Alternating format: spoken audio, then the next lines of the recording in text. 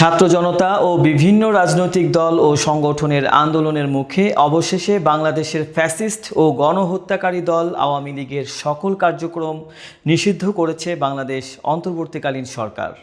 2025 সালের 11ই মে বাংলাদেশের সাবেক স্বৈরাচারী প্রধানমন্ত্রী শেখ হাসিনার নেতৃত্বাধীন বাংলাদেশ আওয়ামী লীগের সকল রাজনৈতিক কার্যক্রম নিষিদ্ধ ঘোষণা করেছে এবং আন্তর্জাতিক বিচার ট্রাইব্যুনালের ক্ষমতাকে বর্ধিত করে তারা এখন চাইলে কোনো গোষ্ঠীর অথবা রাজনৈতিক দলের বিচার করতে পারবে বলে সিদ্ধান্ত নেওয়া হয়।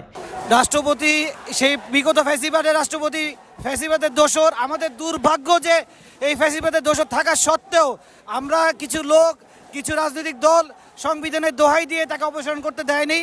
এই নিষেধাজ্ঞার পেছনে রয়েছে আওয়ামী লীগের দীর্ঘ 15 বছরের স্বৈরাচারী শাসন, গণহত্যা, দুর্নীতি, অর্থ পাচার সহ বিভিন্ন বিষয় জড়িত। আওয়ামী লীগের ছাত্র সংগঠন বাংলাদেশ ছাত্রলীগকেও 2024 সালের অক্টোবরের গণহত্যা জড়িত জঙ্গি সংগঠন আখ্যা দিয়ে নিষিদ্ধ করা হয়। নিষেধাজ্ঞার ঘোষণার পর ঢাকা বিশ্ববিদ্যালয় সহ দেশের বিভিন্ন স্থানে ছাত্র ও সাধারণ জনগণ আনন্দ মিছিল ও সমাবেশ করেছে।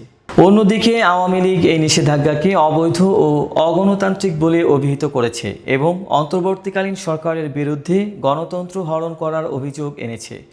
আওয়ামী নেত্রী শেখ হাসিনা বর্তমানে ভারতে নির্বাসনে রয়েছেন এবং তার বিরুদ্ধে আন্তর্জাতিক অপরাধ ট্রাইব্যুনালে বিচার চলমান। এই নিষেধাজ্ঞা বাংলাদেশের রাজনৈতিক অঙ্গনে একটি যুগান্তকারী পরিবর্তন আনতে পারে বলে মতামত দিয়েছেন রাজনৈতিক বিশ্লেষকরা।